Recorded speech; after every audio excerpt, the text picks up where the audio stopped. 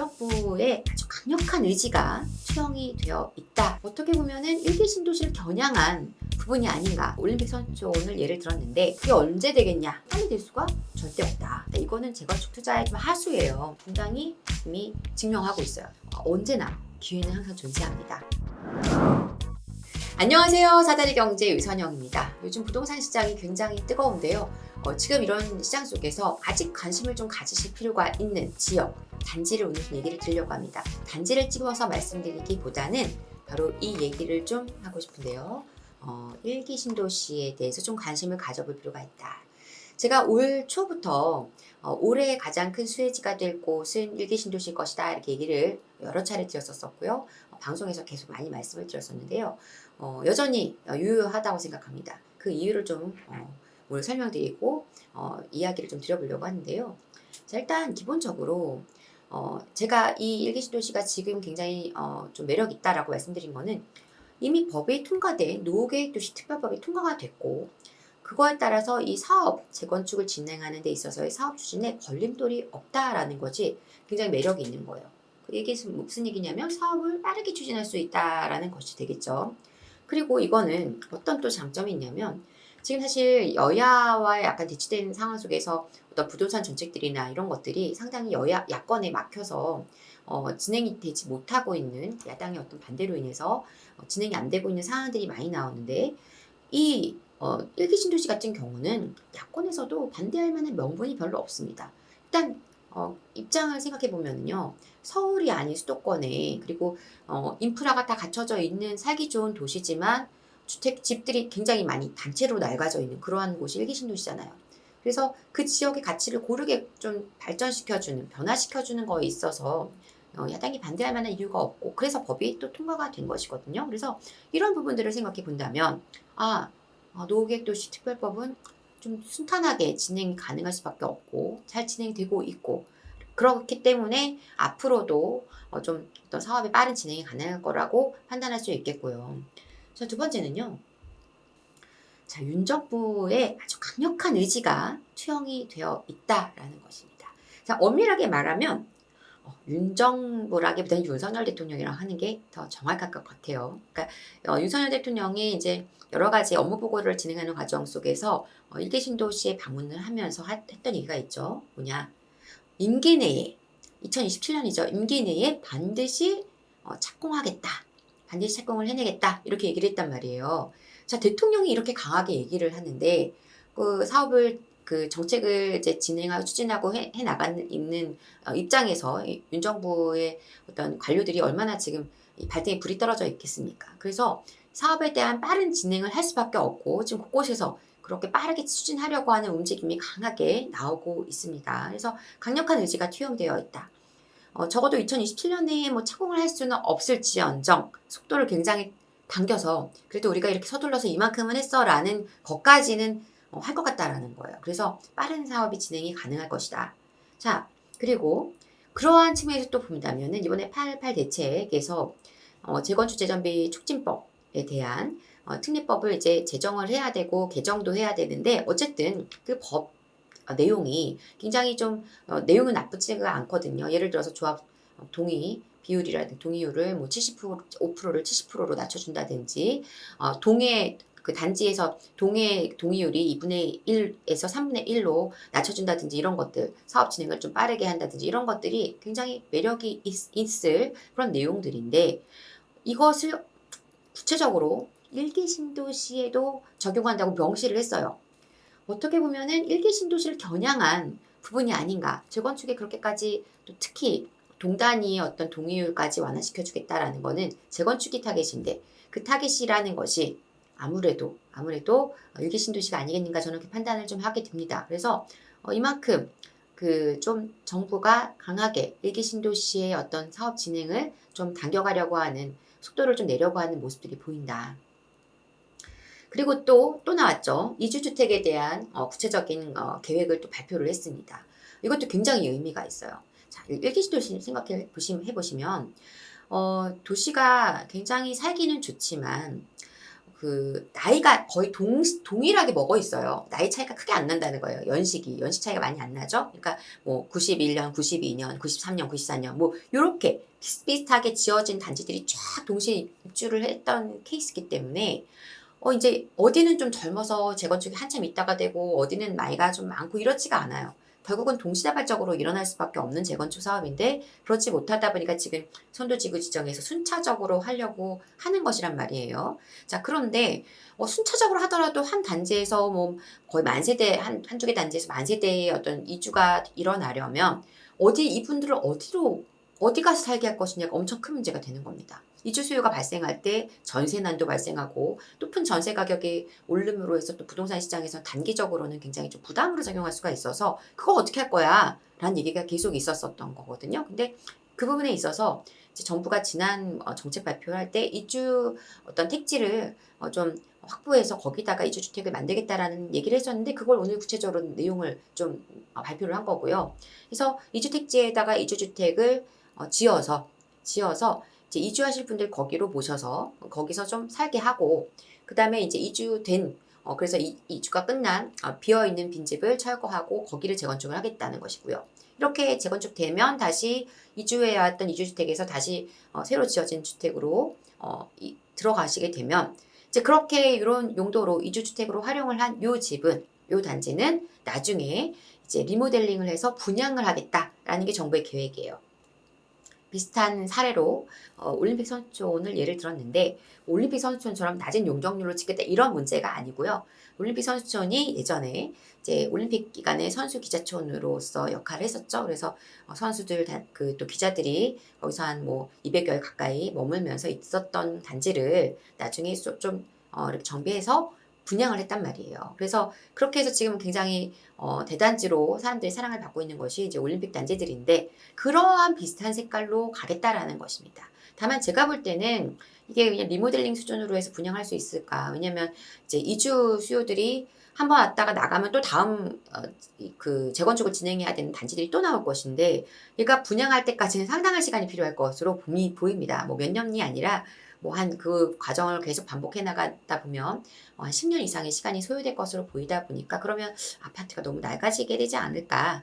그래서 이제 그러한 좀 생각은 들어가는데요. 어쨌든 이러한 이주주택에 대한 구체적인 방안, 정부가 굉장히 강력하게 사업에 대한 추진 의사를 갖고 있다라는 것이고 거기에 더해서 이렇게 선도지구를 계속 지정을 하고 그다음에 그 지정된 다음 차기 단지가 또 물망에 오르고 이러면은 굉장히 연쇄 효과를 일으키거든요. 그럼 사람들이 생각할 때는 서울이 아닌 수도권에 그래도 좀 기본적인 인프라가 갖춰진 곳에 저렇게 새로운 아파트 공급이 이루어지겠구나. 시간이 좀 걸릴 수 있겠지만 적극적으로 추진을 하고 있구나라고 생각하면 공급에 대한 지금 굉장히 공급을 해주고자 하는 의사가 강한데 공급에 대한 확실한 사인을 줄 수 있다라는 것이죠. 그래서 심리적으로 굉장히 사람들을 안정시킬 수 있다, 안심시킬 수 있다라는 것 때문이라도 적극적으로 추진을 할 수밖에 없어서 그래서 관심을 가질 필요가 있다라는 것입니다. 자, 그럼 여기까지는 뭐 여러분들이 이해하시겠는데요. 꼭 제가 이렇게 말씀을 드리면 일기 신도시 재건축에 대해서 이제 꼭 얘기를 하시는 분들이 있어요. 댓글에도 그렇고 그게 언제 되겠냐라는 얘기를 많이 하십니다. 자, 저도 말씀드립니다. 일기 신도시 재건축 빨리 될 수가 절대 없다. 절대 없다. 당연한 겁니다. 왜냐하면 일단 아까 말씀드렸던 이주주택 말이에요. 지금 이주주택 택지도 아직 확보를 안 하고 있어요. 이제 안이 나온 거잖아요. 그러면은 이제 택지 확보하고 나면은요. 어쨌든 거기에다가 이제 택지지구 지정을 하고 그래서 거기다가 이제 공사 시작하고 이거 하는 데에만도 공사를 바로 시작한다고 해도 2, 3년인데 그런 과정들 어디에다 택지를 정할지부터 해서 그 과정들이 과연 이게 2, 3년 안에 될 일이냐는 것이죠. 불가능하다고 봅니다. 그래서 이 택지 이주주택을 확보해서 지어서 준공해서 그 다음에 이주 수요들이 와야 되는데 적어도 제가 볼 때는 앞으로 4년에서 5년 걸릴 거라고 봐요. 그러면 빨리 했을 때 얘기해요. 빨리. 그러면 그때 지어져서 이주자분들이 이제 일로 들어오고 또 거기를 이제 또 털 거 아닙니까? 거기를 철거를 해서 공사를 해야 되니까. 그러면 이제 이주민들이 철거하는 기간도 이주하는 기간도 있고 걸려요, 꽤. 그죠? 한 6개월에서 1년 이상 걸릴 겁니다. 걸리고. 또 거기 또 철거를 해야 돼요. 철거도 6개월에서 1년 걸려요. 그러면 지금 이주해서 여기까지 오는데 5년에다가 뭐 7년, 아주 보수적으로 좀 긍정적으로 빠르게 간다 해도 6, 7년 이상 무조건 걸릴 텐데, 그러고 나면 그때서야 거기서 이제 새로 재건축 진행하면서 착공을 하는 거예요. 시간이 많이 걸릴 수밖에 없는 것이죠. 그죠? 착공해서 또 공사하면은 거기도 2, 3년 또 시간이 걸릴 테니, 그러면은 적어도 10년 이상은 걸린다는 얘기가 됩니다. 아무리 빨리 해도, 빨리 해도. 자, 거기에다가, 이, 아무리 사업이 추진이 빨리 된다 해도, 사실은 정부에서는 사업에 대한 속도를 좀 하기 위해서 그 어떤 절차들을 간소화시켜 주겠다, 이거 하나로 통일시켜 주겠다, 통합시켜 주겠다, 이렇게 하지만 실질적으로 이 사업의 그 과정이 절차가 복잡해서 진행이 안 되기보다는요, 그 집을 갖고 계신 소유주분들, 입주민분들이 서로 의견이 잘 뭉쳐지지 않아서 사업 진행이 안 되는 경우가 훨씬 더 많거든요. 그러니까 그 부분에서 과연 얼마나 빠르게 사업이 진행할 수 있겠느냐. 물론 지금 이 일기 신도시 같은 경우에는 노후계획도시 특별법에 따라서 사업 진행을 도와줄 수 있는 컨설팅 같은 것들을 지속적으로 하고 관리하겠다라는 그 부분이 있어요. 그렇기 때문에 그런 것들을 계속 중간에서 컨트롤 해주고 좀 빠르게 할 수 있도록 좀 주민들의 어떤 의견들을 모아주는 이런 역할을 한다면 조금은 빨라지겠지만, 그래도 기본적으로는 주민들의 마음이 중요합니다. 그래서 아무리 빠르게 진행을 한다 해도 27년 착공이 아니라 앞으로 5년 안에 신도시 착공 자체가, 그러니까 재건축 착공 자체가 쉽지는 않을 거라고 저는 봅니다. 그래서 빨리 될 수는 없어요. 하지만요, 하지만 가격은 오를 것이다. 네, 중요한 건 뭡니까? 내가 그 재건축을 들어가서 끝까지 가서 새 아파트 받겠다. 이거는 재건축 투자의 좀 하수예요. 실제적으로는 적정한 시기에 내가 물건을 사서 높은 가치에서 정리하고 나오셔도 괜찮은 거예요. 그러니까 그게 문제가 될 게 없다라는 거예요. 그렇게 생각하고 접근하실 수 있다라는 것이고, 그런 기회들이 아직 일기 신도시에는 남아있다. 가격은 왜 오르냐? 일단 하반기 선도지구 지정이 되게 되면은요, 연쇄 효과가 일어납니다. 여기가 우리가 굉장히 유력한 후보지였었는데 안 됐다.